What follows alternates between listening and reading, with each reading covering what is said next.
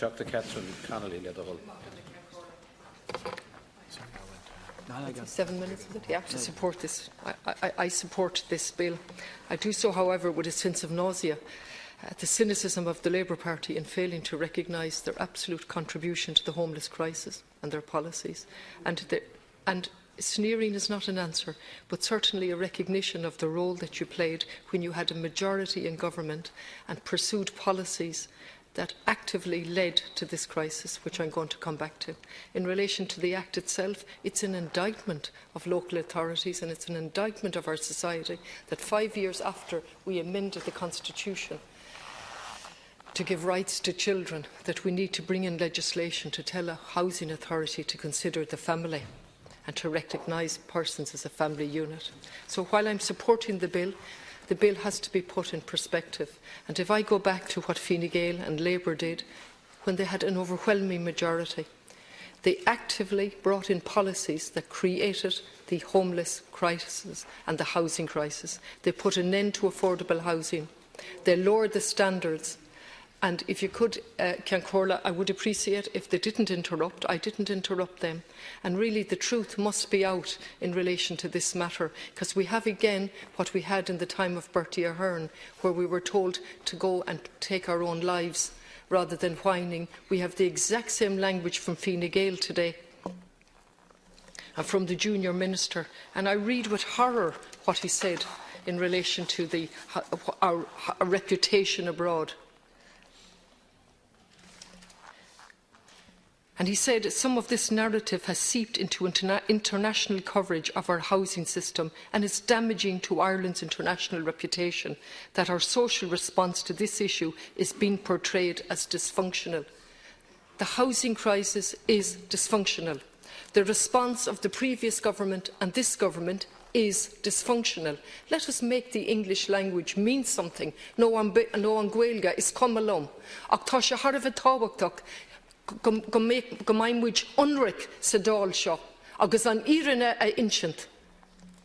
You created a housing crisis with your reliance on the private market. You said the private market will provide, and the private market failed to provide, utterly failed to provide. You stood over legislation that enshrined the HAP payment, the Housing Assistance Payment, as the only game in town. Repeatedly in Galway City Council, we were told it was the only game in town.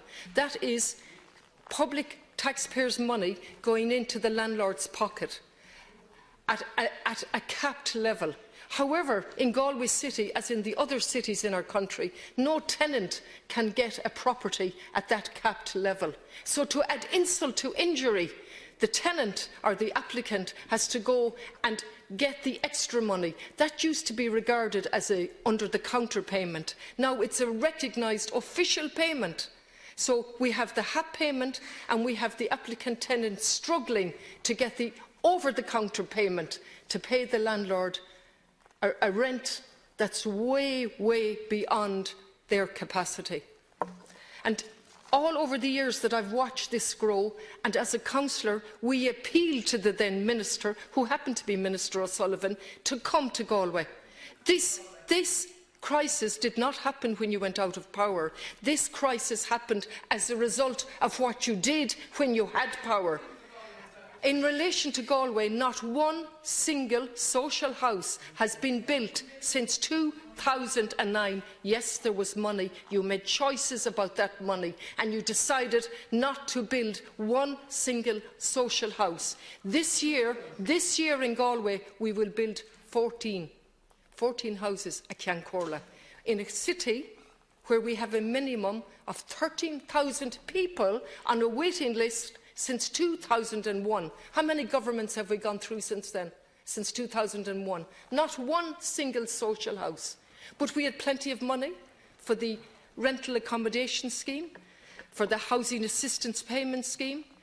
Then we came up with the land aggregation scheme. I don't know if the government are even aware of the land aggregation scheme and how much land from various local authorities has been taken back under that scheme or not taken back under that scheme.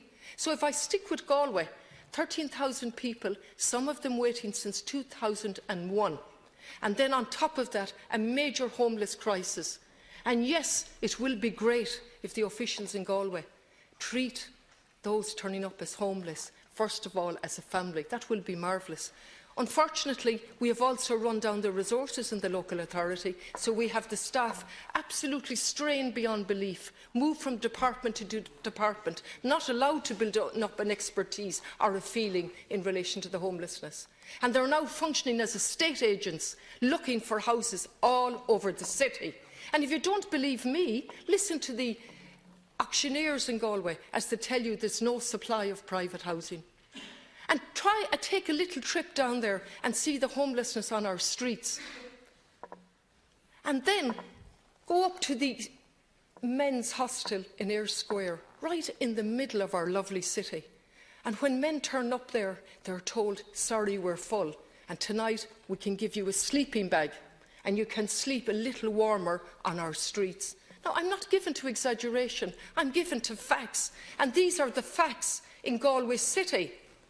And on top of that, 2 weeks ago, I sat in a beautiful apartment in Sawtill, and there were at least 8 people in there from other apartments, all of whom got a notice to quit, ostensibly for the sale of those apartments. But they know from their experience on the ground that it's to use it for Airbnb.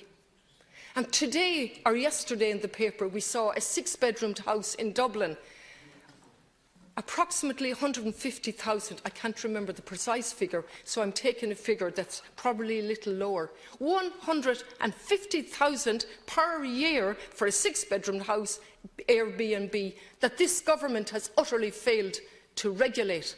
And similarly in Galway City. What are the solutions here? This piece of legislation is certainly part of the jigsaw. But the main answer to this is declare a housing emergency. Come back to us and tell us exactly what land each local authority has zoned residential. In relation to Galway, tell us exactly what land is not now available, zoned residential, because of a road that can't go up. It certainly won't go up in the next 5 years. And tell us why you're not giving cooperative housing. You know why we can't do that in Galway? Because the land was bought at such a premium and such an interest that the council officials can't even conceive of giving that at a reduced rate because of the debt on it. So, Ceann Comhairle, thank you for your indulgence. I support this bill with the utmost cynicism in relation to Labour's motivation.